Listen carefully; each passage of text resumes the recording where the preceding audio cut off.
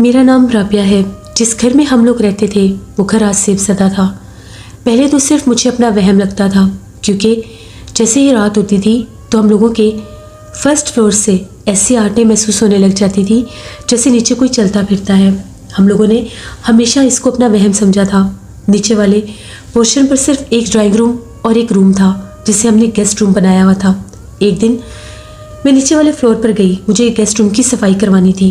तो जैसे ही मैंने मेन डोर खोला और अंदर दाखिल हुई तो छोटे से लाउंज में सोफे के ऊपर मैंने किसी को बैठे देखा। उसका चेहरा बिल्कुल मेरी तरफ था। वो बहुत भारी भरकम वजूद वाली काले स्याह चेहरे वाली कोई औरत थी। जिस तरह से वो बहुत भयानक अंदाज से मुझे देख रही थी, मैं डर के पीछे हटी कि कौन है।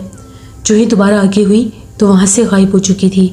उसने अपनी निशानी दे दी कि वो यहाँ पर रहती है।